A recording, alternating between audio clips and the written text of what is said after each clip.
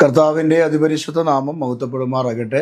ഒരു പ്രാവശ്യം കൂടെ ഗ്രേസ് ടി വിയിൽ പ്രഭാത സന്ദേശവുമായി നിങ്ങളെ അഭിസംബോധന ചെയ്യാനും ഇന്നും പകല് കർത്താവ് നൽകിയ അവസരങ്ങൾ വിലയേറിയതായി കാണുകയാണ്.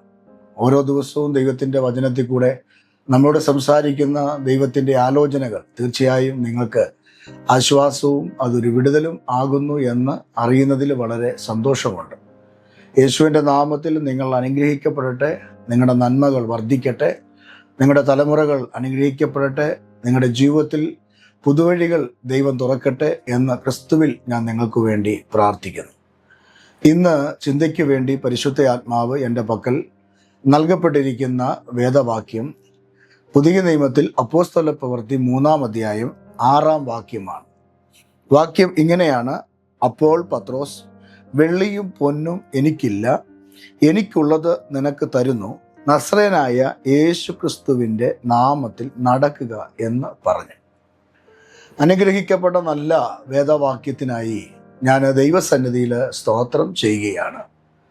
നമ്മുടെ വാഴ്ത്തപ്പെട്ട കർത്താവായ യേശു ക്രിസ്തുവിൻ്റെ പരസ്യകാല ശുശ്രൂഷയ്ക്ക് ശേഷം ഏതാണ്ട് 3.5 വർഷം ഈ പാലസ്തീൻ്റെ മണ്ണുകളിൽ കർത്താവ് തൻ്റെ വേല തികച്ച് ക്രൂശിക്കപ്പെട്ട് ക്രൂശിൽ നിന്നും അരിമത്യക്കാരനായ ജോസഫിൻ്റെ കല്ലറയിൽ അടക്കം ചെയ്ത് 3-ാം നാൾ കല്ലറയെ പൊട്ടിച്ച് ഉയർത്തെഴുന്നേറ്റ് വന്ന ക്രിസ്തു സ്വർഗാരോഹണം ചെയ്യുന്ന ഭാഗമാണ് അപ്പോസ്തല പ്രവൃത്തിയിൽ 1-ാം അധ്യായത്തിൽ നമുക്ക് കാണാൻ കഴിയുന്നത്.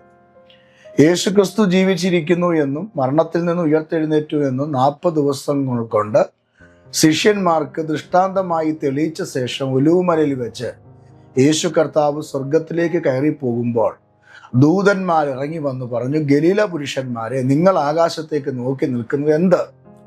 പോയതുപോലെ ഈ യേശു മടങ്ങി വരും എന്ന് പറഞ്ഞു. എന്നാൽ ഈ യേശു കർത്താവ് സ്വർഗാരോഹണം ചെയ്യുന്നതിന് തൊട്ടു മുമ്പ് തൻ്റെ ശിഷ്യന്മാരോട് പറഞ്ഞത്, നിങ്ങൾ യെരൂശലേമിലും യഹൂദയിലും ശമരിയയിലും പോകണം, എൻ്റെ സാക്ഷിയാകണം. പക്ഷേ പോകാൻ വരട്ടെ, എൻ്റെ ആത്മാവിനെ പ്രാപിച്ചുകൊണ്ട് മാത്രമേ നിങ്ങൾ പോകാവൂ എന്ന ദൈവശബ്ദത്തിൻ്റെ മുമ്പിൽ ഈ ശിഷ്യന്മാർ മർക്കോസിൻ്റെ മാളിക മുറിയിൽ അപ്പോസ്തല പ്രവൃത്തി 2-ാമത്തെ അധ്യായം ഒരുമിച്ച് കൂടിയിരുന്ന് പ്രാർത്ഥിക്കുമ്പോൾ അഗ്നിനാവോടുകൂടെ പ്രത്യക്ഷപ്പെട്ട പരിശുദ്ധ ആത്മാവ് ഓരോ മക്കളിൽ ഇടപെടുകയും അവർ അന്യഭാഷകളിൽ സംസാരിക്കുകയും ചെയ്തു. അവർ പരിശുദ്ധാത്മാവിനെ പ്രാപിച്ചു എന്ന് നമുക്ക് 2-ാമത്തെ അധ്യായത്തിൽ കാണാൻ കഴിയും. അപ്പോസ്തല പ്രവൃത്തി 1-ാം അധ്യായം 8-ാം വാക്യത്തിൽ നിങ്ങളുടെ മേൽ പരിശുദ്ധാത്മാവ് വരും എന്ന് വാഗ്ദത്തം ചെയ്ത യേശു കർത്താവ് 2-ാമത്തെ അധ്യായത്തിൽ വന്നപ്പോൾ യേശു വാഗ്ദത്തം ചെയ്ത പരിശുദ്ധാത്മാവിനെ തൻ്റെ മക്കളുടെ മേൽ പകരുകയാണ്. മർക്കോസിൻ്റെ മാളിക മുറിയിൽ പ്രാപിച്ച ദൈവകൃപ അനുഭവിച്ച ശിഷ്യന്മാർ ആത്മാവിലും സത്യത്തിലും ആരാധിക്കുകയും പാടുകയും ദൈവത്തെ മഹത്വപ്പെടുത്തുകയും ചെയ്യുമ്പോൾ ദേശനിവാസികളും പെരുന്നാളിന് വന്ന നാനാ ജാതിക്കാരും അല്ലെങ്കിൽ രാജ്യക്കാരും ഒരുമിച്ച് ഈ ശബ്ദം കേട്ടിട്ട് എന്ത് എന്ന് അറിയാൻ ഈ മാളിക മുറിക്ക് ചുറ്റും കൂടിയപ്പോൾ പത്രോസ് അവരോട് പറഞ്ഞു, നിങ്ങൾ മാനസാന്തരപ്പെട്ട യേശുവിൻ്റെ നാമത്തിൽ സ്നാനപ്പെടുക, പരിശുദ്ധാത്മാവ് നിങ്ങളുടെ മേൽ വരും എന്ന് അപ്പോസ്തല പ്രവൃത്തി 2-ാം അധ്യായത്തിൽ വിളിച്ചു പറഞ്ഞു. അങ്ങനെ പരിശുദ്ധാത്മാവിനെ പ്രാപിച്ച പത്രോസ് ദൈവസന്നിധിയിൽ തൻ്റെ ശുശ്രൂഷ 3-ാം അധ്യായത്തിൽ ആരംഭിക്കുകയാണ്. 1-ാം അധ്യായത്തിൽ പ്രോമിസ് കിട്ടി, 2-ാം അധ്യായത്തിൽ യേശു കർത്താവ് ആ പ്രോമിസ് സ്ഥാപിതമാക്കി, 3-ാം അധ്യായത്തിൽ പ്രാപിച്ച പ്രോമിസ്, ആ അഭിഷേകം താൻ വ്യാപാരം ചെയ്യുന്ന ഒരു ഭാഗമാണ് നമുക്ക് കാണാനായിട്ട് കഴിയുന്നത്. അങ്ങനെ ഇന്ന് ചിന്തയ്ക്ക് വേണ്ടി പരിശുദ്ധ തന്നിരിക്കുന്ന വാക്യം ആ സംഭവവുമായി വെളിപ്പെട്ട ഒരു വാക്യമാണ്. എന്താണ്? അങ്ങനെ പത്രോസ് ദേവാലയത്തിൽ യോഹന്നാനുമായിട്ട് പ്രാർത്ഥിക്കാൻ കടന്നു പോകുമ്പോൾ വഴിവക്കത്ത് പിറവിയിലെ മുടന്തനായ ഒരു വ്യക്തിയെ കാണുകയാണ്. ആ വ്യക്തി അവിടെ ഇരുന്നു കൊണ്ട് ആ ദേവാലയത്തിൽ പോകുന്ന ആളുകളെ കണ്ട് കൈനീട്ടി വല്ലം തരണം എന്ന് പറഞ്ഞ് അപേക്ഷിക്കുന്ന ഭാഗമാണ് നമുക്ക് കാണാനായിട്ട് കഴിയുന്നത്. ആ വഴിയെ പോകുന്നവരുടെ എല്ലാം ഭിക്ഷയാചിച്ചുകൊണ്ട് ഈ മുടന്തനായ വ്യക്തി ഇരിക്കും. അവനെ ആരെങ്കിലും അവിടെ കൊണ്ടിരുത്തും. അത് കഴിയുമ്പോൾ അവനെ അവിടെ നിന്ന് എടുത്തുകൊണ്ട് പോകും. അങ്ങനെ വർഷങ്ങളോളം ഭിക്ഷയാചിച്ചു കൊണ്ടിരുന്ന മനുഷ്യൻ പത്രോസ് യോഹന്നാനും അഭിഷേകം നിറഞ്ഞതിന് ശേഷം ദേവാലയത്തിലേക്ക് ചെല്ലുമ്പോൾ പത്രോസിനെ കാണുകയും പത്രോസിൻ്റെ മുമ്പിലും മറ്റുള്ളവരെ പോലെ കൈനീട്ടുന്നത് പോലെ, മറ്റുള്ളവരുടെ മുമ്പിൽ കൈനീട്ടിയതുപോലെ പത്രോസിന്റെ മുമ്പിലും യോഹന്നാന്റെ മുമ്പിലും ഈ മുടന്തനായ വ്യക്തി കൈനീട്ടി പറഞ്ഞു, എന്തെങ്കിലും ഞങ്ങൾക്ക് തരണം, എന്തെങ്കിലും ഒന്ന് തരണം, ചില്ലറ പൈസയെങ്കിലും കിട്ടുമെന്ന പ്രതീക്ഷയോടെ കൈ നീട്ടിയത്. പക്ഷെ പത്രോസ് 6-ാം വാക്യത്തിൽ പറയുകയാണ്, ഞങ്ങൾക്ക് നീ ഉദ്ദേശിക്കുന്നത് പോലെ വെള്ളിയും പൊന്നും ഒന്നും ഞങ്ങൾക്കില്ല. ഞങ്ങൾക്ക് ഉണ്ട്, അത് ഒന്നാണ്, അത് യേശുവിൻ്റെ നാമമാണ്. യേശുവിൻ്റെ നാമത്തിൽ ഞാൻ നിന്നോട് പറയുന്നു, എഴുന്നേറ്റ് നടക്കുക. യേശുവിൻ്റെ നാമത്തിൽ പത്രോസ് ഈ മനുഷ്യനോട് കൽപ്പിക്കുകയാണ്. ആ സമയത്ത് അവൻ്റെ വലങ്കൈ പിടിച്ച് പത്രോസ് എഴുന്നേൽപ്പിച്ചു. അവിടെ എഴുതിയിരിക്കുന്നവൻ 8-ാമത്തെ വാക്യത്തിൽ നടന്നും തുള്ളിയും അവൻ എന്ത് ചെയ്യുന്നറിയാമോ? ദൈവത്തെ പുകഴ്ത്തിക്കൊണ്ട് ദേവാലയത്തിലേക്ക് അവൻ കടന്നു. ഇന്നുവരെ അവൻ ദേവാലയത്തിൽ അകത്ത് കടന്നിട്ടില്ല. ദേവാലയത്തിൻ്റെ പടിവാതിക്കൽ മാത്രമേ അവൻ ചെന്നിട്ടുള്ളൂ. ആരെങ്കിലും അവനെ കൊണ്ടിരുത്തണം, അല്ലെങ്കിൽ എന്തെങ്കിലും നിലയിൽ അവനോട് വന്നിരിക്കണം. കാരണം അവൻ വൈകല്യമുള്ളവനാണ്.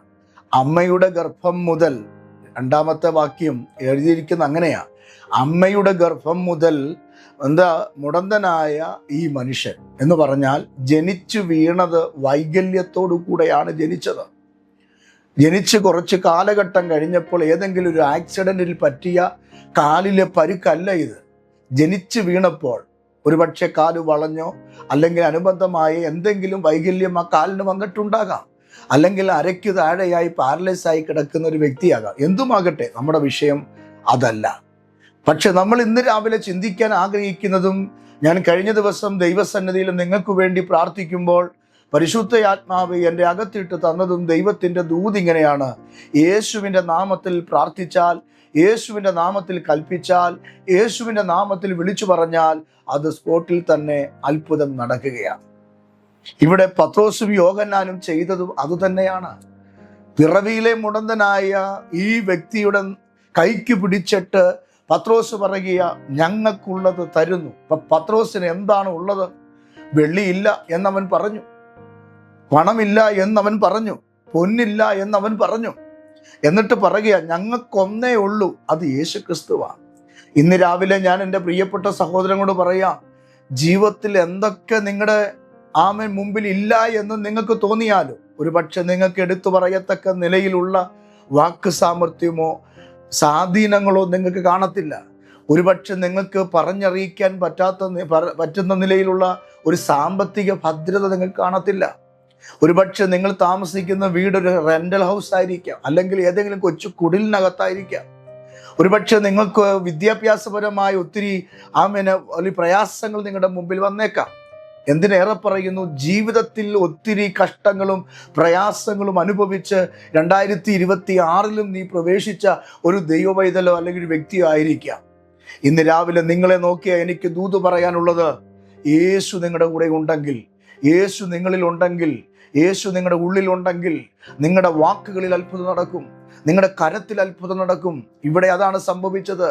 പത്രോസിന്റെ അകത്ത് യേശു ഉണ്ടായിരുന്നു, യോഹന്നാന്റെ അകത്ത് യേശു ഉണ്ടായിരുന്നു. അവർക്ക് വെള്ളിയോ പൊന്നോ മറ്റു കാര്യങ്ങളോ ഒന്നും എടുത്തു പറയാനില്ലെങ്കിലും അവരുടെ ഉള്ളിലുള്ള യേശുവിനെ ആ മുടന്തനായ വ്യക്തിക്ക് കൊടുത്തപ്പോൾ, അവൻ്റെ കൈക്ക് പിടിച്ചപ്പോൾ ആ വ്യക്തി എഴുന്നേറ്റ് തുള്ളിയും ചാടിയും ദൈവത്തെ മഹത്വപ്പെടുത്തിയെന്ന്. ഒരു മെഡിസിൻ കൊടുത്തോ മാജിക്ക് കാണിച്ചോ ഏതെങ്കിലും കുതന്ത്രങ്ങൾ ഉണ്ടാക്കിയോ അല്ല വ്യക്തി എഴുന്നേൽപ്പിച്ചത്. യേശുവിൻ്റെ നാമം പറഞ്ഞപ്പോൾ, ആ യേശുവിൻ്റെ നാമം പത്രോസിൻ്റെ വായിൽ നിന്ന് പുറപ്പെട്ടപ്പോൾ അത് ജീവനുള്ള പുനരുത്ഥാനത്തിൻ്റെ ശക്തി ഭവിച്ച് ആത്മസാന്നിധ്യം അനുഭവിച്ച് രോഗസൗഖ്യം വ്യാപരിച്ച് ആ വാക്ക് ഒരു ഇടുത്തി പോലെ ഈ മനുഷ്യൻ്റെ ഹൃദയത്തിനകത്തേക്ക് കയറിയപ്പോൾ അവൻ്റെ ഞരമ്പുകൾക്ക് ബലം വന്ന് രക്തങ്ങൾ തിളച്ച് ബലഹീനപ്പെട്ട ഭാഗത്ത് യേശുവിൻ്റെ രക്തത്തിൻ്റെ ശക്തി പകർന്നിട്ട് അവൻ തുള്ളി ചാടി എന്നാണ് വായിക്കുന്നത്. അങ്ങനെങ്കിൽ ഇന്ന് രാവിലെ ഞാൻ ആത്മമണ്ഡലത്തിൽ ഞാൻ ദൂത് പറയാം. ഇന്നത്തെ പ്രവചന ദൂത്, ഈ വർഷത്തെ ആത്മമണ്ഡലത്തിൽ ആത്മാവിൽ ഞാൻ ദൂത് പറയുകയാണ്. എവിടെയോ നിങ്ങൾ പരാജയപ്പെട്ട വിഷയം പറഞ്ഞു കിടക്കാനുള്ളവരല്ല. എന്നും കുന്നും നിന്നെ ഇങ്ങനെ ദൈവം കടത്തത്തില്ല. എന്നും കുന്നും 10 പേരുടെ മുമ്പിൽ കൈ നീട്ടി ജീവിക്കാൻ ദൈവം അനുവദിക്കത്തില്ല. ഈ മുടന്തനായ വ്യക്തി ആ വഴിയെ പോകുന്നവരെ ആരെയും വെറുതെ വിടാതെ, നമുക്കറിയാം ദേവാലയങ്ങളിലും ഉത്സവ പറമ്പുകളിലും അല്ല റോഡ് സൈഡിലും ബസ് സ്റ്റാൻഡിലൊക്കെ ചെല്ലുമ്പോൾ ഇതുപോണക്കുള്ള ആളുകളെ നമ്മൾ കണ്ടിട്ടുണ്ട്. നമ്മളോട് യാചിക്കുന്ന കണ്ടിട്ടില്ലേ? ഒരുപക്ഷെ നമ്മൾ താമസിക്കുന്ന വീട്ടിൽ പോലും ഇവർ വന്ന് കയറി യാചിക്കുന്ന നമ്മൾ കണ്ടിട്ടില്ലേ? ബീച്ചിലോ മറ്റേതെങ്കിലും തുറസായ സ്ഥലങ്ങളിലേക്ക് നമ്മൾ ചെല്ലുമ്പോൾ ഇതേപോണക്ക് യാചിക്കുന്ന ആളുകളെ നമ്മൾ കണ്ടിട്ടില്ലേ? അവരുടെ പ്രതീക്ഷ ഒന്നേ ഉള്ളൂ, 10 പൈസ അവർക്ക് ലഭിക്കണം എന്നുള്ളതാണ്. പക്ഷേ ഇന്ന് പകൽക്കാലം ആത്മാവിൽ ഞാൻ ദൂത് പറയാം, പത്രോസിന്റെ മുമ്പിൽ കൈ നീട്ടിയെങ്കിൽ യേശു അവന്റെ അകത്തുള്ളത് കൊണ്ട്, ആ യേശുവിനെ വ്യാപാരം ചെയ്തത് കൊണ്ട്, ആ യേശുവിന്റെ ശക്തി, യേശുവിന്റെ നാമത്തിന്റെ ശക്തി ആ വ്യക്തിയെ എഴുന്നേൽപ്പിച്ചു. ഇവിടെ ഞാൻ ഈ ഭാഗം വായിച്ചപ്പോൾ ഈ പത്രോസിന്റെ വാക്കുകളെക്കാൾ അപ്പുറമായി, ഈ പത്രോസിന്റെ വിശ്വാസത്തെക്കാൾ അപ്പുറമായി ഇവിടെ ഒരു വിടുതൽ അല്ലെങ്കിൽ ഒരു സൗഖ്യം സംഭവിച്ചതിൻ്റെ കാര്യം യേശുവിൻ്റെ നാമം അവിടെ ഉപയോഗിച്ചത് കൊണ്ടാണ്. ഇന്ന് രാവിലെ നിങ്ങളൊരു കിടക്കുന്ന കിടപ്പ് രോഗിയായിരിക്കാം. നിങ്ങളുടെ ശരീരം എവിടെയെങ്കിലും പാരലൈസ് ആയി അല്ലെങ്കിൽ ഏതെങ്കിലും പ്രയാസത്തിൽ നിങ്ങൾ കഴിയുമായിരിക്കാം. നിങ്ങളുടെ കിഡ്നിയുടെ പ്രയാസമോ, പാൻക്രിയാസിൻ്റെ പ്രയാസമോ, ബ്രെയിനിൻ്റെ പ്രയാസമോ, നിങ്ങളുടെ ശരീരത്തിൽ രക്തധമനികളിലോ ബോണിലോ എവിടെയെങ്കിലും ക്യാൻസറിൻ്റെതായ പ്രയാസങ്ങൾ അനുഭവിച്ച് കഷ്ടപ്പെടുന്ന ഒരു വ്യക്തിയായിരിക്കാം. ഇന്ന് രാവിലെ നിങ്ങളുടെ വേദനയുള്ള ഭാഗത്ത്, രോഗമുള്ള ഭാഗത്ത് നിങ്ങൾ തന്നെ കൈവച്ചിട്ട് നിങ്ങൾ ഇങ്ങനെ പറ, യേശുവിൻ്റെ നാമത്തിൽ ഞാൻ സൗഖ്യമാകുമെന്ന് പറ. യേശുവിൻ്റെ നാമത്തിൽ എനിക്ക് രോഗസൗഖ്യം കിട്ടുമെന്ന് പറ. യേശുവിൻ്റെ നാമത്തിൽ എൻ്റെ കുടുംബത്തിൽ അത്ഭുതം സംഭവിക്കുമെന്ന് പറ. യേശുവിൻ്റെ നാമം നിന്റെ അധരത്തിൽ ഉപയോഗിക്കുക. നെഗറ്റീവായ വാക്കുകൾ കളഞ്ഞിട്ട് യേശുവിൻ്റെ നാമം നിങ്ങൾ ഉപയോഗിക്കുക. യേശുവിൻ്റെ നാമം നിങ്ങൾ ഉപയോഗിക്കുമ്പോൾ അത്ഭുതങ്ങൾ നിങ്ങളുടെ ഭവനത്തിൽ സംഭവിക്കും, നിങ്ങളുടെ വീടുകളിൽ സംഭവിക്കും, നിങ്ങളുടെ രക്തധമനികളിൽ സംഭവിക്കും, നിങ്ങളുടെ അസ്ഥികളിൽ മേൽ സംഭവിക്കും. യേശുവിൻ്റെ നാമം നിങ്ങൾ ഉപയോഗിക്കൂ, അടയാളം നിങ്ങളുടെ വീടിനകത്ത് സംഭവിക്കും. ഇവിടെ പത്രോസ് ചെയ്തത് അത്രേ ഉള്ളൂ. പത്രോസ് പറഞ്ഞത് യേശുവിൻ്റെ നാമമാണ്. യേശുവിൻ്റെ നാമം പറഞ്ഞപ്പോൾ ആ വ്യക്തിക്ക് ശരീരത്തിൽ ആരോഗ്യം വന്നെങ്കിൽ ഇന്ന് രാവിലെ എൻ്റെ പ്രിയപ്പെട്ടോട് ഞാൻ പറയാം, എവിടെയാ നിങ്ങൾ തകർന്നിരിക്കുന്നത്? എവിടെയാ നിങ്ങൾ ക്ഷീണിച്ചിരിക്കുന്നത്? എവിടെയാ ഒരു വിടുതൽ കിട്ടണമെന്ന് നിങ്ങൾ ആഗ്രഹിക്കുന്നത്? എവിടെയാ നിങ്ങളൊരു മാറ്റം പ്രതീക്ഷിക്കുന്നത്? അവിടെ യേശുവിൻ്റെ നാമം, ദ നെയിം ഓഫ് ജീസസ് എന്ന് നിങ്ങൾ ആവർത്തിച്ചുരുവിട്. നിങ്ങളുടെ വീടിനകത്ത് ദാരിദ്ര്യമാണെങ്കിൽ വീടിൻ്റെ ഓരോ മുറികളിലും കയറി യേശുവിൻ്റെ നാമം, യേശുവിൻ്റെ നാമം എന്ന് പറ. വേറെ ഒന്നും നിങ്ങൾ പറയണ്ട. യേശുവിൻ്റെ നാമത്തിൻ്റെ ശക്തി അവിടെ വ്യാപരിച്ച് കഴിയുമ്പോൾ ഒരു ചാറൽ മഴ പോലെ നിങ്ങളുടെ വീടിൻ്റെ മേൽ വ്യാപരിക്കും, നിങ്ങളുടെ വാഹനത്തിൻ്റെ മേൽ വ്യാപരിക്കും, നിങ്ങളുടെ ശരീരത്തിൻ്റെ മേൽ വ്യാപരിക്കും, രോഗത്തിൻ്റെ മേൽ വ്യാപരിക്കും, നിങ്ങളുടെ കുഞ്ഞുങ്ങളുടെ മേൽ അത് വ്യാപരിക്കും. അങ്ങനെ യേശുവിൻ്റെ നാമത്തിലെ വ്യാപാര ശക്തി നിങ്ങളുടെ മേൽ വന്നു കഴിയുമ്പോൾ ആ യേശുവിൻ്റെ നാമത്തിൻ്റെ ശക്തി നിങ്ങൾക്ക് ജീവൻ തരുവാനായിട്ട് ഇടയാകും. ഈ യേശുവിൻ്റെ നാമം ഉപയോഗിച്ചുകൊണ്ടുള്ളതായ ആവശ്യം എന്താണ്? യേശുവിൻ്റെ നാമത്തെക്കുറിച്ചാണല്ലോ നമ്മൾ ഇന്ന് പകൽ ചിന്തിക്കുന്നത്.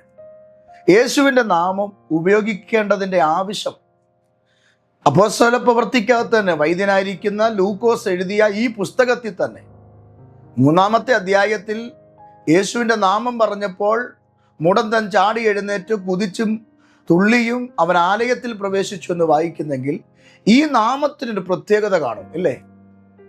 ഒരു കാര്യം നടക്കണമെങ്കിൽ അതിനെന്തെങ്കിലും ഒരു പ്രത്യേകത കാണും. അപ്പോൾ യേശുവിൻ്റെ നാമം പറയണമെന്ന് ഞാൻ നിങ്ങളോട് പറഞ്ഞില്ലേ? നിങ്ങളുടെ വീടുകളിൽ ഇരുന്നു കൊണ്ട്, നിങ്ങളുടെ വാഹനത്തിൽ ഇരുന്നു കൊണ്ട്, നിങ്ങളുടെ ഓഫീസിൽ ഇരുന്നു കൊണ്ട്, നിങ്ങളുടെ കുഞ്ഞുങ്ങളെ ചേർത്ത് പിടിച്ച് യേശുവിൻ്റെ നാമം നിങ്ങൾ പറയണമെന്ന് ഞാൻ പറഞ്ഞില്ലേ? അങ്ങനെ പറയണമെങ്കിൽ ഈ യേശുവിൻ്റെ നാമത്തിന് പ്രത്യേകതയുണ്ട്. ഒത്തിരി പ്രത്യേകതകൾ വേദപുസ്തകത്തിൽ നമുക്ക് കാണാനായിട്ട് കഴിയും. ഞാൻ ഈ സന്ദേശത്തിനകത്ത് 2 പ്രത്യേകതകൾ ഞാൻ പറയാം. ഒന്ന്, ഈ പുസ്തകത്തിൽ തന്നെ 4-ാം അധ്യായമാണ്. അതിൻ്റെ 12-ാമത്തെ വാക്യം യേശുവിൻ്റെ നാമത്തിൻ്റെ പ്രത്യേകത. വാക്യം ഇങ്ങനെയാണ്: മറ്റൊരുത്തനും രക്ഷയില്ല, നാം രക്ഷിക്കപ്പെടുവാൻ ആകാശത്തിൻ്റെ കീഴിൽ മനുഷ്യരുടെ ഇടയിൽ നൽകപ്പെട്ട വേറൊരു നാമവും ഇല്ല. വേറെ ഒരു നാമവും ഇല്ല. അപ്പൊ ഈ നാമത്തിന്റെ പ്രത്യേകത എന്താ? നമ്മെ രക്ഷിക്കുന്ന നാമമാണ്. അതുകൊണ്ടാണ് വൈദ്യനായ ലൂക്കോസ് പറയുന്നത്, ഇവിടെ മറ്റൊരുത്തരിലും രക്ഷയില്ല. രക്ഷയ്ക്കു വേണ്ടി ആളുകൾ തിക്കും തിരക്കും കാണിക്കുകയാണ്, ഓട്ടമോടുകയാണ്. മലകൾ കയറുന്നു, താഴ്വരകൾ ഇറങ്ങുന്നു, പുണ്യസ്ഥലങ്ങളിൽ പോകുന്നു, തീർത്ഥജലങ്ങളിൽ കുളിക്കുന്നു, അന്നദാനങ്ങൾ ചെയ്യുന്നു. നോക്കുക, പല കാര്യങ്ങൾ ചെയ്ത് പ്രവൃത്തിയിലൂടെ ദൈവത്തെ പ്രസാദിപ്പിച്ച് കാര്യം നടക്കണമെന്ന് ആഗ്രഹിച്ച് വ്യാകുലപ്പെട്ട് നടക്കുന്ന ജനമല്ലേ നമുക്ക് ചുറ്റും? എന്നാൽ രക്ഷ എങ്ങനെ കിട്ടും? എൻ്റെ കുഞ്ഞെങ്ങനെ രക്ഷപ്പെടും? എൻ്റെ ഭർത്താവ് എങ്ങനെ രക്ഷപ്പെടും? ഈ രോഗത്തിൽ നിന്ന് എങ്ങനെ രക്ഷപ്പെടും? ഈ ലോകമയമായ പാപത്തിൽ നിന്ന് എങ്ങനെ രക്ഷപ്പെടും? ഈ കടഭാരത്തിൽ നിന്ന് എങ്ങനെ രക്ഷപ്പെടും? ഈ തകർച്ചയിൽ നിന്നും ശാപത്തിൽ നിന്നും എങ്ങനെ രക്ഷപ്പെടും? ഇതിനു വേണ്ടി അല്ലേ മനുഷ്യൻ ഓട്ടം ഓടിക്കൊണ്ടിരിക്കുന്നേ? ഇങ്ങനെ ഓടുന്ന മനുഷ്യരെ അല്ലേ തെറ്റിദ്ധരിപ്പിച്ച് അവരെ നശിപ്പിച്ച് പണവും സമ്പാദിച്ച് ഒരു കൂട്ടം ആളുകൾ ജീവിക്കുന്നത്? എന്നാൽ യഥാർത്ഥ രക്ഷ എവിടുന്ന് കിട്ടും? യഥാർത്ഥ രക്ഷ മെഴുകുതിരി കത്തിച്ചത് കൊണ്ടോ, സാമ്പ്രാണി കത്തിച്ചത് കൊണ്ടോ, കോഴിച്ചോര കൊടുത്തത് കൊണ്ടോ, ഭരണിയോ ഒക്കെ ദാനം ചെയ്തത് കൊണ്ടോ രക്ഷ കിട്ടത്തില്ല. തലേണ ചുമന്നുകൊണ്ട് പള്ളി കൊണ്ട് കൊടുക്കുക, അതുപോലെ തന്നെ ഇഷ്ടിക ചുമന്നുകൊണ്ട് പള്ളി കൊണ്ട് കൊടുക്കുക, മുട്ടയെ വലിഞ്ഞ് നടന്ന് കുരിശും പിടിച്ചുകൊണ്ട് പള്ളിയുടെ ആൾത്താര വരെ പോകുക, അതുകൊണ്ടൊന്നും രക്ഷ കിട്ടത്തില്ല. കർമ്മം കൊണ്ട് ഒരിക്കലും നമുക്ക് രക്ഷ നേടാൻ കഴിയത്തില്ല. പഴയ നിയമത്തിൽ ആടുകളെയും പ്രാവിനെയും കുറുപ്രാവിനെയും ആട്ടുംകുട്ടിയെയും അതുപോലെ പശുക്കിടാവിനെയും യാഗമർപ്പിച്ച് രക്ഷപ്പെടുന്നൊരു കാലമുണ്ടായിരുന്നു. പക്ഷെ അത് നിഴല് മാത്രമായിരുന്നു. എന്നാൽ യഥാർത്ഥമായ രക്ഷ വൈദ്യനായ ലൂക്കോസ് അപ്പോസ്തല പ്രവൃത്തിക്കകത്ത് നമുക്ക് പറഞ്ഞു തരികയാണ്. മറ്റൊരുത്തനും രക്ഷയില്ല എന്ന് പറഞ്ഞാൽ ജീവിച്ചിരിക്കുന്നവരിൽ കൂടെയോ മരിച്ചു മൺമറഞ്ഞു പോയവരിൽ കൂടെയോ വിശുദ്ധന്മാരെന്ന് പറയുന്ന വ്യക്തികളിൽ കൂടെയോ നമുക്ക് ഒരു രക്ഷ ഈ ഭൂമി കിട്ടുകയില്ല. പക്ഷെ അതുകൊണ്ട് വചനം പറയുക മറ്റൊരുത്തനിലും. അപ്പം മറ്റൊരുത്തൻ എന്ന് പറയുമ്പോൾ ഒരാളെ മാറ്റി നിർത്തിയിട്ടാണ് പറയുന്നത് മറ്റൊരുത്തലും. ആ മാറ്റി നിർത്തിയിരിക്കുന്ന വ്യക്തി നമ്മുടെ വാഴ്ത്തപ്പെട്ട കർത്താവായ യേശു ക്രിസ്തുവാണ്. അതുകൊണ്ട് വേദപുസ്തകം പറയുകയാണ് മറ്റൊരുത്തൻ രക്ഷയില്ല. നാം രക്ഷിക്കപ്പെടുവാൻ ആകാശത്തിന്റെ കീഴിൽ ഭൂമിക്ക് നോക്കിക്കേ, ആകാശത്തിന്റെ കീഴിൽ ഭൂമിക്ക് മീതെ അല്ലെങ്കിൽ മനുഷ്യരുടെ ഇടയിൽ നൽകപ്പെട്ടിരിക്കുന്ന ഒരു നാമമേ ഉള്ളൂ. അതാണ് യേശുവിൻ്റെ നാമം. വേറൊരു നാമമില്ല എന്നാണ് പറയുന്നത്. അതുകൊണ്ടാണ് 3-ാം അധ്യായത്തിൽ ആ പള്ളിയുടെ പടിക്കലിരുന്ന ആ മുടന്തനായ വ്യക്തിയെ കണ്ടിട്ട് പത്രോസ് പറഞ്ഞത് യേശുവിൻ്റെ നാമത്തിൽ എഴുന്നേറ്റ് നടക്കുക എന്ന്. അപ്പം ഈ ഭൂമി രക്ഷപ്പെടാൻ ഒരേ ഒരു നാമമേ ഉള്ളൂ. അത് മനുഷ്യരുടെ നാമമല്ല, ഏതെങ്കിലും പ്രകൃതിയുടെ നാമമല്ല, ഏതെങ്കിലും വ്യക്തിയുടെ മൺമറഞ്ഞു പോയ ശരീരത്തിൻ്റെ നാമമല്ല. നമുക്ക് രക്ഷിക്കപ്പെടുവാൻ മനുഷ്യരുടെ ഇടയിൽ ആകാശത്തിൻ്റെ കീഴിൽ ഒരേ ഒരു നാമം, യേശുവിൻ്റെ നാമം. അതുകൊണ്ട് ഇന്ന് രാവിലെ നിങ്ങളുടെ വീട്ടിൽ ഒരത്ഭുതം നടക്കണമെങ്കിൽ, നിന്റെ കൊച്ചിന് ഒരു വഴി ദൈവം തുറക്കണമെങ്കിൽ, ജോലി കിട്ടണമെങ്കിൽ, വിവാഹം നടക്കണമെങ്കിൽ, ശാപം മാറണമെങ്കിൽ, രോഗം മാറണമെങ്കിൽ, നിങ്ങളുടെ വീടിൻ്റെ ഇന്നത്തെ ഈ അവസ്ഥയ്ക്ക് ഒരു നീക്കുപോക്കുണ്ടാകണമെങ്കിൽ നിങ്ങൾ മറ്റാരിലും പ്രതീക്ഷിക്കാതെ യേശുവേ എന്ന് വിളിക്കുക. യേശുവേ നിങ്ങൾ വിളിക്കുക. നിങ്ങൾ അതരം തുറന്ന് വിളിക്കണം, ശബ്ദം എടുത്തു വിളിക്കണം. നിങ്ങൾ പറയുന്ന, നിങ്ങൾ യേശുവേ എന്ന് വിളിക്കുന്ന ആ ശബ്ദം നിങ്ങളുടെ കാതിൽ കേൾക്കത്തക്ക നിലയിൽ ശബ്ദം ഉയർത്തി നിങ്ങൾ വിളിക്കണം.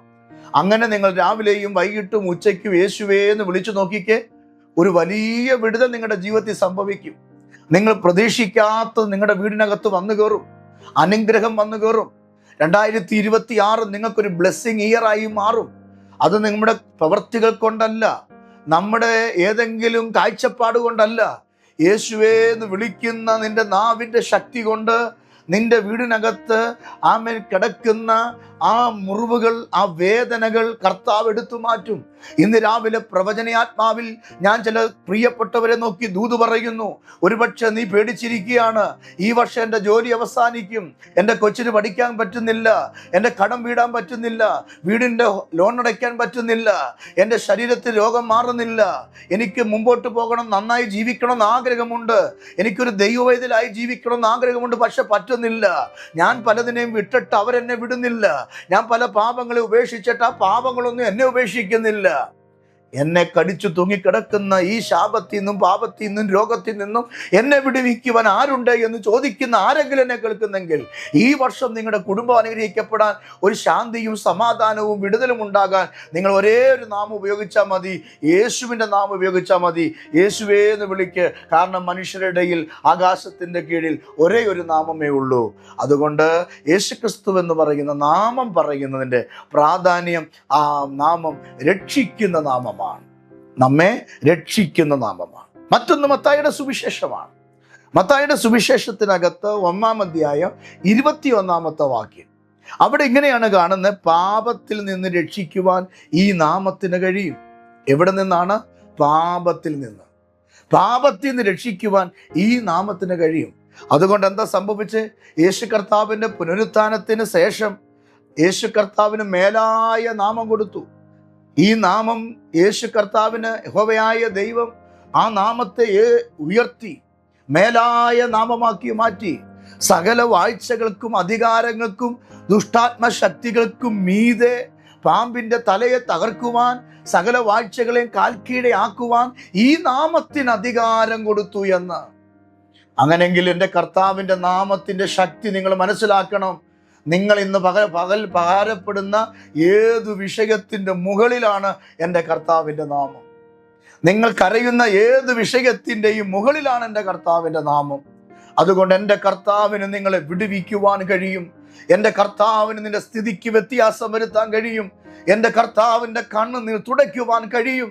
വിശ്വസിക്കുന്ന ദൈവമക്കൾ ആത്മമണ്ഡലത്തിൽ ഇന്ന് പകൽക്കാലം സ്തോത്രം ചെയ്യുക.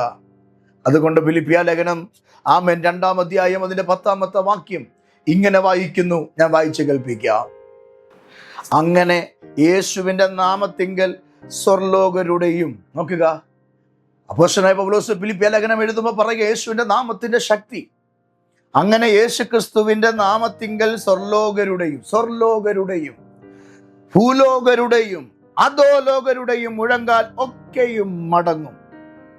എല്ലാ നാവും യേശു ക്രിസ്തു എന്ന പിതാവായ ദൈവത്തിൻ്റെ മഹത്വത്തിനായി ഏറ്റുപറയുകയും ചെയ്യേണ്ടി വരും. കണ്ടോ ഈ യേശു ക്രിസ്തുവിൻ്റെ നാമത്തിൻ്റെ ശക്തി? കണ്ടോ? ഇത് ഒരിടത്തു ഒതുങ്ങുന്ന ശക്തിയല്ല, പ്രത്യേകം ഒരു 4 ചുവരിനകത്ത് ഒതുങ്ങുന്ന ശക്തിയല്ല, ഏതെങ്കിലും ഒരു വ്യക്തിയിലോ ഏതെങ്കിലും ഒരു കുപ്പിയിലോ ഒതുങ്ങുന്ന ശക്തിയല്ല, ഏതെങ്കിലും ഒരു വടിയിലോ ഏതെങ്കിലും ഒരു പദാർത്ഥത്തിലോ ഒതുങ്ങുന്ന ശക്തിയല്ല. ഈ ശക്തി എവിടെയൊക്കെയാണ്? അവിടെ ഇങ്ങനെ വായിക്കുന്നു, അങ്ങനെ യേശുവിൻ്റെ നാമത്തിങ്കൽ സ്വർലോകരുടെയും ഭൂലോകരുടെയും അധോലോകരുടെയും മുഴങ്കാലൊക്കെയും മടങ്ങും. യേശുവിൻ്റെ നാമത്തിൻ്റെ മുമ്പിൽ മടങ്ങും. ഹല്ലേലൂയ! നിവർന്നു നിൽക്കാൻ ആർക്കും കഴിയത്തില്ല. യേശുവിൻ്റെ മുമ്പിൽ മടങ്ങാത്ത ഒരു മുഴങ്കാലുമില്ല. ഇന്ന് രാവിലെ നിങ്ങളെ ഭയപ്പെടുത്തുന്ന വ്യക്തികളുണ്ടല്ലോ, സാഹചര്യമുണ്ടല്ലോ, അതൊക്കെ യേശുവിൻ്റെ മുമ്പിൽ മടങ്ങും. അതുകൊണ്ട് വേദപുസ്തകം പറയും, എല്ലാ നാവും ഇത് മടങ്ങിയിട്ട് സ്വർലോകത്തിലായാലും ഭൂലോകത്തിലായാലും അധോലോകത്തിലായാലും യേശുവിൻ്റെ നാമം പറയുമ്പോൾ മുഴങ്കാലൊക്കെ മടങ്ങും. എന്നിട്ട് എല്ലാ നാവും എന്ത് ചെയ്യും? യേശു കർത്താവ് ആമേ എന്ന് പിതാവായ ദൈവത്തിൻ്റെ മഹത്വത്തിനായി ഏറ്റുപറയും. യേശു കർത്താവ് എന്ന് പറഞ്ഞ് സാഷ്ടാംഗ നമിക്കും. എൻ്റെ പ്രിയപ്പെട്ട സഹോദരങ്ങളോട് ഞാൻ ഇന്ന് പകൽ പറയട്ടെ, നിങ്ങൾ യേശുവിൻ്റെ നാമത്തിൽ ധൈര്യം പ്രാപിക്കുക. അങ്ങനെ നിങ്ങൾ പ്രാർത്ഥിക്കുന്നെങ്കിൽ യെശയ്യാവിൻ്റെ പുസ്തകം 61-ാം അധ്യായം അതിൻ്റെ 1-ാമത്തെ വാക്യത്തിൽ വായിക്കുമ്പോൾ ഇങ്ങനെ കാണുന്നു, യേശുവിൻ്റെ നാമത്തിന് അല്ലെങ്കിൽ ദൈവത്തിൻ്റെ നാമത്തിൻ്റെ ശക്തി. യേശുവിൻ്റെ നാമത്തിൻ്റെ ശക്തി കൊണ്ട് അവിടെ വായിക്കുന്നത് ഇങ്ങനെയാണ്. നിങ്ങളെ വാക്യം എടുത്ത് നോക്കുക. ഹൃദയം തകർന്നവരെ അവൻ ആശ്വസിപ്പിക്കും. 2 തടവുകാർക്ക് അവൻ വിടുതൽ നൽകും. 3 ബദ്ധരായിരിക്കുന്നവർക്ക് സ്വാതന്ത്ര്യം ലഭിക്കും. യേശുവിൻ്റെ നാമം ഉപയോഗിക്കുമ്പോൾ 3 നിലയിലുള്ള വിടുതലുകൾ ഒരു മനുഷ്യ ശരീരത്തിൽ ഉണ്ടാകുമെന്ന് പ്രവാചകനായ യെശയ്യാവ് വിളിച്ചു പറയുകയാ. എന്ത്? ഹൃദയം തകർന്നവരെ അവൻ ആശ്വസിപ്പിക്കും, വിടുവിക്കും. ഇന്ന് പകൽക്കാലം ഹൃദയം തകർന്ന് എന്നെ കേൾക്കുന്ന ആരെങ്കിലും ഉണ്ടെങ്കിൽ, ഹൃദയത്തിനകത്ത് നൊമ്പരങ്ങളും വേദനകളും അനുഭവിച്ച് പോകുന്ന പ്രിയപ്പെട്ടവരെ, യേശുവിൻ്റെ നാമം നിങ്ങൾ പറയുമ്പോൾ നിങ്ങളുടെ ഹൃദയത്തിനകത്ത് ജീവൻ ഉണ്ടാകും. നിങ്ങൾ തടവിലാക്കപ്പെട്ടിരിക്കുന്നെങ്കിൽ, ബന്ധിക്കപ്പെട്ടിടക്കുന്നെങ്കിൽ, പിശാചിന്റെ കയ്യിൽ നിങ്ങൾ തടയപ്പെട്ട് കിടക്കുന്നെങ്കിൽ അവിടുന്ന് ദൈവം നിങ്ങൾക്ക് വിടുതൽ നൽകും. ബദ്ധന്മാരായി കഴിയുന്ന, സ്വാതന്ത്ര്യമില്ലാതെ എവിടെയെങ്കിലും ഒതുക്കപ്പെട്ട അവസ്ഥയാണെങ്കിൽ ഇന്ന് രാവിലെ ക്രിസ്തു യേശുവിൽ നിങ്ങൾക്ക് സ്വാതന്ത്ര്യം തരുവാൻ ഈ യേശുവിൻ്റെ നാമത്തിന് കഴിയും.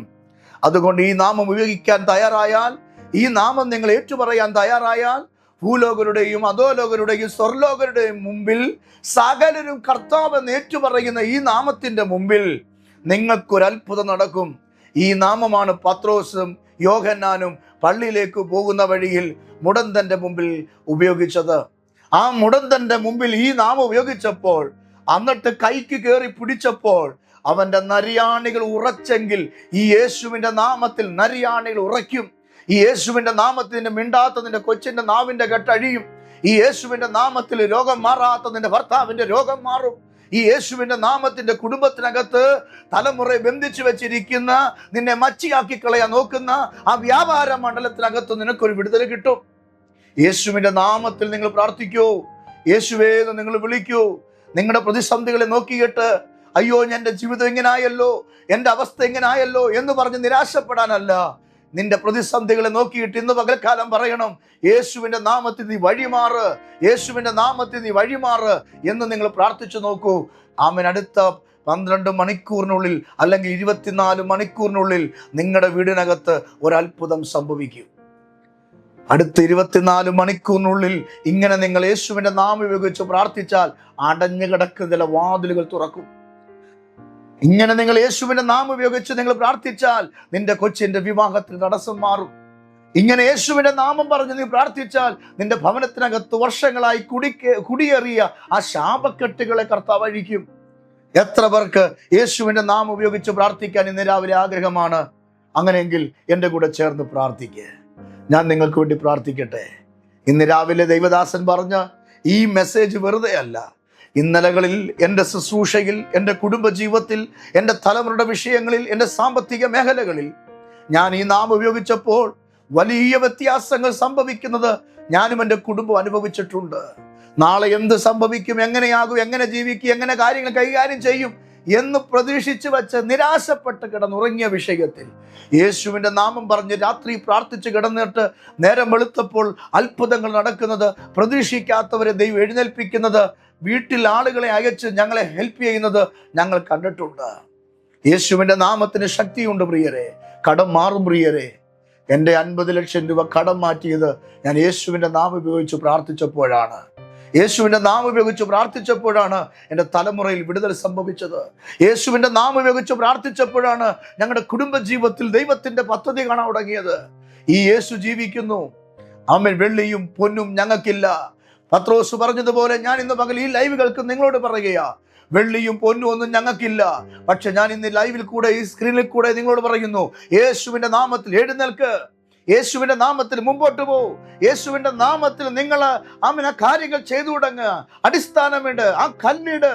യേശുവിന്റെ നാമത്തിൽ നീ ആ ജോലിക്ക് കടന്നിയല്ല, യേശുവിന്റെ നാമത്തിൽ നിന്റെ പാസ്പോർട്ട് കൈവച്ച് പ്രാർത്ഥിക്ക്. യേശുവിന്റെ നാമത്തിൽ നീ ആ എക്സാം എഴുത്. യേശുവിന്റെ നാമത്തിൽ എക്സാം എഴുത്, ഡേറ്റ് എടുക്ക്, നിനക്ക് റിസൾട്ട് കിട്ടും. അങ്ങനെയെങ്കിൽ ഞാൻ ഇന്ന് രാവിലെ നിങ്ങൾക്ക് വേണ്ടി പ്രാർത്ഥിക്കാം. എൻ്റെ കൂടെ ചേർന്ന് പ്രാർത്ഥിക്കുക. കർത്താവേ, ഞങ്ങളോട് ഇന്ന് പകൽക്കാലം പറഞ്ഞ ദൈവിക ദൂതിനായി സ്തോത്രം. യേശുവിന്റെ നാമത്തിൽ നടക്കുന്ന അത്ഭുതങ്ങൾ, യേശു കർത്താവിന് ആമേൻ ഹല്ലേലൂയ നാമത്തിന് വലിയ ഉയർച്ച പിതാവ് കൊടുത്തു തന്നു എന്ന് ഞങ്ങൾ വായിക്കുന്നു. യേശുവിന്റെ നാമത്തിൽ രക്ഷയുണ്ടല്ലോ, യേശുവിന്റെ നാമത്തിൽ പാപത്തിൽ നിന്ന് വിടുതലുണ്ടല്ലോ, യേശുവിന്റെ നാമത്തിൽ തകർന്ന ഞങ്ങളുടെ ഹൃദയത്തെ ആശ്വസിപ്പിക്കുമല്ലോ, യേശുവിന്റെ നാമം ഞങ്ങളുടെ തടവ് ശിക്ഷകളിൽ ഞങ്ങളെ വിടുവിക്കുമല്ലോ, യേശുവിന്റെ നാമത്തിൽ ബദ്ധരായിരിക്കുന്ന അവസ്ഥയിൽ നിന്ന് ഞങ്ങൾക്ക് സ്വാതന്ത്ര്യം കിട്ടുമല്ലോ, യേശുവിന്റെ നാമത്തിൽ ഈ രോഗികൾ സൗഖ്യമാകുമല്ലോ. കർത്താവേ, ഈ 2026 ഈ ജനുവരി മാസം ഞാൻ ഇവർക്ക് വേണ്ടി ഇങ്ങനെ പ്രാർത്ഥിക്കുന്നു.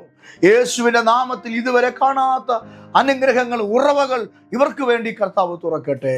ദൈവത്തിന്റെ പദ്ധതി വെളിപ്പെടണമേ. ഏറിയ വർഷം പള്ളിയിലെ പടിവാതിക്കലിരുന്ന് ഭിക്ഷയാചിച്ച വ്യക്തിയെ കർത്താവ് സൗഖ്യമാക്കിയെങ്കിൽ, അങ്ങയുടെ നാമത്തിൽ പത്രോസ് അവന്റെ കൈക്ക് പിടിച്ചെഴുന്നേൽപ്പിച്ചെങ്കിൽ, ഇന്ന് രാവിലെ അങ്ങയുടെ നാമത്തിൽ ഞാൻ പ്രാർത്ഥിക്കുന്നു, ഇവരുടെ അടഞ്ഞ വാതിൽ തുറക്കട്ടെ, ഇവരുടെ കുഞ്ഞുങ്ങൾ അനുഗ്രഹിക്കപ്പെടട്ടെ, ഇവരുടെ കുടുംബം അനുഗ്രഹിക്കപ്പെടട്ടെ. മേലായ നാമം ഞങ്ങൾക്ക് നൽകുമാറാകണമേ കർത്താവേ. പ്രാർത്ഥന കേട്ടതിനായി സ്തോത്രം. യേശുവിൻ തന്നെയുള്ള നാമത്തിൽ തന്നെ ആമേൻ. കർത്താവ് നിങ്ങളെ അനുഗ്രഹിക്കട്ടെ. നിങ്ങളുടെ പ്രാർത്ഥനാ വിഷയങ്ങൾ ഞങ്ങൾക്ക് എഴുതുക, ഞങ്ങൾ നിങ്ങൾക്ക് വേണ്ടി പ്രാർത്ഥിക്കാം. വലിയ കാര്യങ്ങൾ കർത്താവ് നിങ്ങൾക്ക് വേണ്ടി ചെയ്യും. ഈ വർഷം യേശുവിന്റെ നാമം പറഞ്ഞ് പ്രാർത്ഥിക്കുക. യേശുവിന്റെ നാമത്തിന്റെ ശക്തി ആ മുടന്തനെ എഴുന്നേൽപ്പിച്ചതുപോലെ നിങ്ങളുടെ വിഷയത്തിന് പരിഹാരം ഒരുക്കി വച്ചിട്ടുണ്ട്. ദൈവം നിങ്ങളെ അനുഗ്രഹിക്കുമാറാകട്ടെ. അടുത്ത ദിവസം ഇതേ സമയം മറ്റൊരു ദൂതുമായി നമുക്ക് കാണാം. എല്ലാ ദിവസവും രാവിലെ 6 മണിക്ക് ഗ്രേസ് TV കേൾക്കുന്ന ദൈവിക സന്ദേശങ്ങൾ നിങ്ങൾ കേൾക്കണം, നിങ്ങൾ ചേർന്ന് പ്രാർത്ഥിക്കണം. അത്ഭുതം അത്ഭുതം നിങ്ങളുടെ വീട്ടിൽ സംഭവിക്കും. ദൈവം നിങ്ങളെ അനുഗ്രഹിക്കുമാറാകട്ടെ. ആമേൻ.